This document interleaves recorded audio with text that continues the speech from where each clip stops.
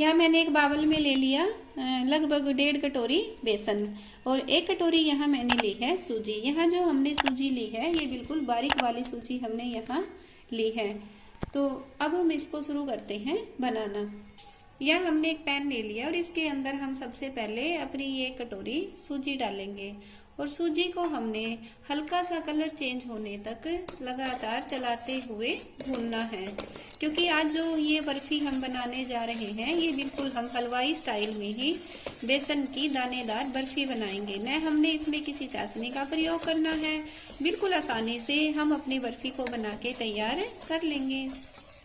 अब जो ये हमारी सूजी है इसको हमने हल्का सा भून लिया है।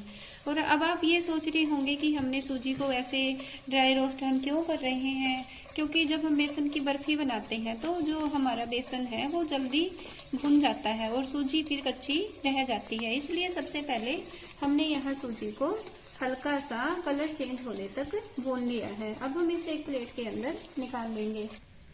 अब जो ये हमारी सूजी है इसको हल्का सा हमने भून कर तैयार कर लिया है। अब हम अपने बेसन को भूनते हैं। यह हमने वही पैन दोबारा अपने गैस के ऊपर रख दिया है और यहाँ जैसे ही हमने 1.5 कटोरी बेसन लिया था, यहाँ हमने जो घी लिया है वो 1 कटोरी से भी थोड़ा सा कम ही लिया है, क्योंकि जो ये हम बर्फी बनाएंगे ये इतने ही घी में बनके आसानी से तैयार हो जाएगी। अब जो ये हमारा घी है ये मेल्ट हो चुका है। अब हम इसके अंदर अपना ये बेसन मिला देते हैं और हमने इसको कंटिन्यू लगातार गैस की फ्लेम को बिल्कुल लो रख के हमने अपने बेसन को भूनना है। अब जो ये सूजी हमने भूनी थी ये भी हम अपने बेसन के अंदर डाल देते हैं। अब आप ये सोच रहे होंगे कि जो ये हमारा घी और बेसन है ये बिल्कुल सूखा सूखा सा लग रहा है। ऐसी बात नहीं है, क्योंकि जब हम अपने बेसन को लगातार कंटिन्यू चलाएंगे और इसको भूनेंगे तो फिर ये जो हमारा बेसन और सूजी है इससे घी अलग हो जाएगा और ये बिल्कुल जमने वाली कंसिस्टेंसी तक पहुंच जाएगा। तो इसको हमने 1 मिनट के लिए भी छोड़ना नहीं है, कंटिन्यू हमने इसको लगातार चलाते रहना है और गैस की फ्लेम को रखना है बिल्कुल लो मीडियम।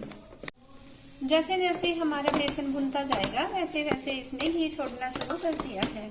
कई बार ये होता है कि जब भी हम बेसन की बर्फी खाते हैं वो गले में चिपकती है या फिर वो मुंह के अंदर भी चिपक जाती है। उसमें कमी रहती है कि हमारा जो बेसन है वो अच्छे से नहीं सीख पाता। तो इसलिए हमने यहाँ अपने बेसन को अच्छे तरीके से भूनना है। अभी हम इसको थोड़ी देर और भूनेंगे। जो ये हमारा बेसन है ये अच्छे से भून चुका है। अब हम इसी स्टेज पे डालेंगे शुगर का पाउडर। यहाँ मैंने जैसे ही हमने 1.5 कटोरी लिया था बेसन, अब हम लगभग 1 कटोरी से भी कम यहाँ डालेंगे शुगर पाउडर। मीठा आप अपनी पसंद के अनुसार कम या ज़्यादा कर सकते हैं और गैस की फ्लेम को रखना है लो मीडियम। अब हमने इसको कंटिन्यू चलाते रहना है।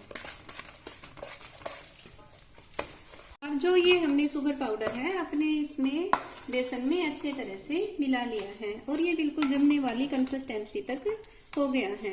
अब हम गैस की फ्लेम को कर देते हैं बंद और अब हम इसको एक थाली के अंदर घी लगा के इसको जमा लेते हैं। यहाँ हमने एक प्लेट के अंदर घी लगा लिया और उसके अंदर ही हम अपनी ये बर्फी जमने के लिए डाल देते हैं। अब हमने अपनी प्लेट के अंदर अच्छे से अपना बेसन जमा लिया है। अब हम इसकी गार्निश कर देते हैं। यहाँ मैंने कुछ बादाम के टुकड़े ले लिए। यहाँ हम बादाम कतरन से अपने बर्फी की गार्निश कर लेते हैं, जैसे कि हलवाई लोग करते हैं। बिल्कुल हलवाई स्टाइल में भी आज हमने ये बेसन की बर्फी बनाई है। हम अपनी इस बेसन की बर्फी को 1 घंटे के लिए जमने के लिए रख देते हैं। अब जो ये हमारी बर्फी है ये अच्छे से जम के तैयार हो गई है। अब हम इसको छोटे छोटे पीसेज में इस तरह से कट कर लेंगे। इस तरह से साइज आप अपनी पसंद के अनुसार बड़ा या छोटा कर सकते हो। अब जो ये हमारी बर्फी है इसको मैंने कट कर दिया है। अब हम इसके पीसेज निकालकर एक प्लेट में रख लेते हैं। अब जो ये हमारी बर्फी है ये बनके हो गई है तैयार। और आप इन बर्फियों को जरूर बना के देखें, बिल्कुल हलवाई स्टाइल में। ना ये बर्फी मुंह में चिपकेगी और ना ही गले में अटकेगी।